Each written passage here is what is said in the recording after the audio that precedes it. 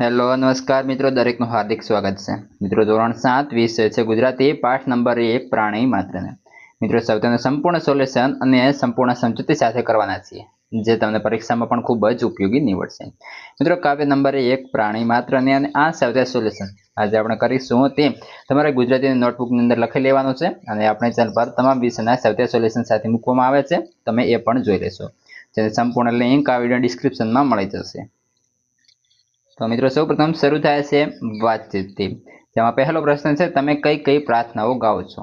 તો અમે અમારી શાળાની અંદર અલગ અલગ પ્રાર્થનાઓ, જેમ કે સોમવારે મૈત્રી ભાવનું પવિત્ર ઝરણું, મંગળવારે ઓ ઈશ્વર ભજ્યા તુને, બુધવારે સત્ય અહિંસા ચોરી ન કરવી, ગુરુવારે જીવન અંજલિ થાજો, શુક્રવારે મંગલ મંદિર ખોલો અને શનિવારે ઇતની શક્તિ હમે દેના દાતા પ્રાર્થના કરીએ છીએ।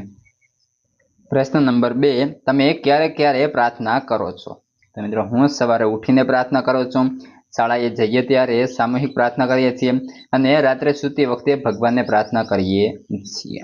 ત્યારબાદ આગળ પ્રશ્ન નંબર 3, પ્રાર્થના શા માટે આવતી હશે? તો કે દરેક ધર્મમાં પ્રાર્થનાને મહત્વ અને સ્થાન આપવામાં આવેલ છે। પ્રાર્થના એ ભગવાન સાથેનો સંવાદ છે। પ્રાર્થના એટલે આત્માના અવાજને પરમાત્મા સુધી લઈ જનાર સંદેશવાહક। પ્રાર્થના એટલે આપણી સમસ્યાઓ અને ચિંતાઓને સમર્પિત કરવી। પ્રાર્થના આપણી સ્વની પ્રગતિ માટેનું એક સાધન છે। પ્રાર્થના એ કોઈ પણ તારી વિનાનું ઈશ્વર સાથેનું જોડાણ છે, એટલા માટે પ્રાર્થના કરવી જોઈએ। મિત્રો વિડીયો સારા લાગે છે તો લાઈક, કોમેન્ટ અને શેર પણ કરતા રહેશો। પ્રશ્ન 4, તમારી શાળામાં પ્રાર્થનામાં તમારે કંઈક રજૂ કરવાનું હોય ત્યારે શી તૈયારી કરો છો? ઉત્તર, મારી શાળાની પ્રાર્થના સભામાં મારે જે રજૂ કરવાનું હોય તેની હું તૈયારી કરું છું। જેમ કે ભજન કે ધૂન ગાવાનું હોય તો તેના રાગ શીખું છું, વાર્તા કરવાની હોય તો તેને મુખપાઠ કરું છું, જાણવા જેવું બોલવાનું હોય તો અગાઉથી શોધી રાખું છું, સમાચાર વાંચવાનું કરવાનું હોય તો સવારના છાપામાંથી સમાચાર લખી લઉં છું, સુવિચાર બોલવાનો હોય તો તે તૈયાર કરી રાખું છું। આ રીતે તૈયારી કરું છું। ત્યારબાદ મિત્રો આગળ જોઈએ પ્રશ્ન 2, યોગ્ય વિકલ્પ પસંદ કરી વાક્ય પૂર્ણ કરો। જેમ પહેલું છે, માન્ય પોતા સમ સહુને એટલે, તો ઓપ્શન બ સાચો બનશે, સૌને પોતાના જેવા ગણ્યા। ત્યારબાદ આગળ જોઈએ, જેમાં છે બીજા નંબરે સદા અમારા અંતરમાં એટલે, ઓપ્શન બ એટલે કે હંમેશા અમારા હૃદયમાં રહો। ત્યારબાદ વિકલ્પ નંબર 3 જોઈએ, જેમાં છે ક્ષમા સિંધુને વંદન હોય એટલે, તો ક સાચું બનશે, ક્ષમાના સાગરને નમન હો।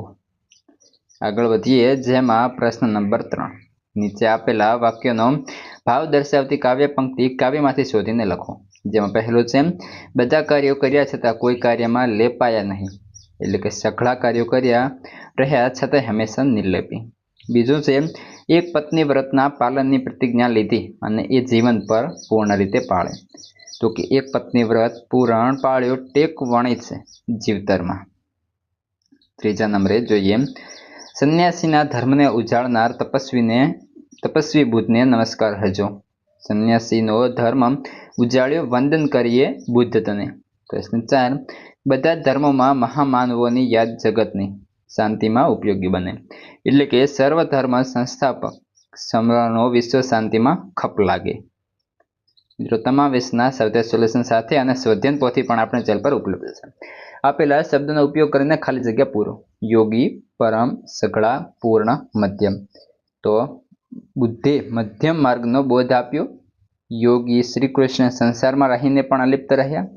હજરત મોહમ્મદ પયગંબર રહમ નેકીના પરમ પ્રચારક હતા। અને ત્યારબાદ છે સઘળા કામો કર્યા છતાં રહ્યા હંમેશા નિર્લેપી। આપણા જે ઉપર કૌંસમાં શબ્દો આપેલા હતા તેને આવી રીતે લખવાના હતા। પ્રશ્ન નંબર 5, શબ્દ અને તેના અર્થ વાંચો। અર્થના આધારે વિકલ્પમાં વાક્યનું જે વાક્ય આપેલા કાવ્યના આધારે સાચું હોય તેની સામે સાચા નિશાની કરો। જેમાં પહેલું છે અંતર, અંતઃકરણ અને મન, તો નરસિંહના અંતરમાં હંમેશા શ્રી કૃષ્ણ રહેતા। બીજા નંબરે છે સમ તો સરખું, સમાન, કોઈ પણ બે વ્યક્તિ બધી બાબતમાં સમ હોતી નથી। ત્યારબાદ આગળ વધીએ પ્રશ્ન નંબર 6, કાવ્યમાં વપરાયેલા નીચેના શબ્દો વાંચો। તો જેમ કે કૌંસમાં છે પ્રાણી માત્ર, જનસેવા, નીતિમય, કૃષ્ણ પ્રભુ, પ્રભુપુત્ર, ક્ષમા, સિદ્ધુ અને વિશ્વ શાંતિ। ઉત્તર, આ બધા જ શબ્દોની વિશેષતા તમે નહોતી. આ બધા જ શબ્દો બે કે તેથી વધુ શબ્દો મળીને બન્યા, જેમ કે પ્રાણી અને માત્ર. એ બે શબ્દો મળીને એક જ શબ્દ પ્રાણી માત્ર બન્યો, જેનો અર્થ થાય છે બધા પ્રાણીઓ. એવું જન સેવા શબ્દનું પણ છે. એમાં જન અને સેવા શબ્દ ભેગા થાય છે, જેનો અર્થ થાય છે જનસેવા, એટલે કે લોકોની સેવા. બીજા શબ્દો વિશે પણ આ રીતે વિચાર કરો. આ પ્રકારના અનેક શબ્દો ભાષામાં વપરાતા હોય છે. આ શબ્દનો અર્થ પણ થોડો બદલાય છે. આવા શબ્દો અંગે વિચારો અને કાવ્યમાં ઉપયોગ ન થયો હોય તેવા 3 શબ્દો લખો. કાવ્યમાં ઉપયોગ ન થયો હોય તેવા 3 શબ્દો, જેમ કે મિત્રો ભક્તિ સંગીત, પ્રભુ ભક્ત, સ્વામી ભક્ત, યોગ વિદ્યા, ભસ્મલેપ અને સોમરસ. આ રીતે લખી લેવાનું રહેશે. ત્યારબાદ પ્રશ્ન 7. કૌંસમાંથી યોગ્ય શબ્દ પસંદ કરી ફકરો પૂર્ણ કરો. કૌંસમાં આપેલા શબ્દો છે એ તમારી બુકમાં પણ આપેલા હશે, તો આપણે ફકરાની અંદર સંપૂર્ણ જોઈએ. તો કે સૌપ્રથમ છે, નાનકડી ટેકરીની પાછળ રળિયામણું ગામ હતું. ગામમાં આશરે 200 ઘરો હતા. કોઈના ઘર નાના તો વળી કોઈના ઘર મોટા.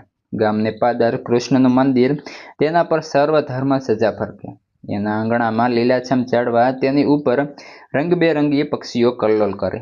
મંદિરમાં પિત્તળનો ઘંટ બાંધેલો, તેનો મધુર રણકાર સવાર સાંજ આખા ગામમાં ગુંજી રહે. આરતી સમયે તો અહીં ઘણી ભીડ રહે. પ્રશ્ન 8. કૌંસમાંથી યોગ્ય શબ્દ પસંદ કરી અને ખાલી જગ્યાઓ પૂરવાની રહેશે. તો જોઈએ, પહેલું છે, મહાવીર સ્વામીએ અહિંસાનું આચરણ કર્યું. તો કૌંસમાં આવશે અને બધા પ્રાણીઓને રક્ષણ આપ્યું. બીજા નંબરે છે, શ્રી કૃષ્ણે બધા જ કાર્યો કર્યા. કૌંસમાં આવશે પરંતુ જીવનભર એ બધાથી અલિપ્ત રહ્યા. 3, વરસાદ વધુ પડતો હતો. ખાલી જગ્યામાં આવશે તેથી હું ઘરેથી નીકળી ન શક્યો. 4, તમે સવારે નીકળશો. ખાલી જગ્યામાં આવશે કે સાંજે. મિત્રો પ્રશ્ન 9, નીચેના વાક્યોમાં યોગ્ય સંયોજક મૂકી વાક્યોને ફરીથી લખો. જેમાં પહેલું છે, મેં એને કહ્યું નહોતું. તો કે ખાલી જગ્યામાં આવશે તેણે મારું કામ કરી નાખ્યું. 2, ગુરુવારે જો શાળામાં રજા હોય તો આપણે પુસ્તક મેળામાં જઈશું. 3, છત્રી હતી તે સારું થયું, નહીંતર હું પલળી ગયો હોત. જો સાહેબ કહેશે તો આપણે બાલસભા ગોઠવીશું. કાલે હું મારા દાદા સાથે દવાખાને જવાનો છું, તેથી હું રજા રમવા નહીં આવું.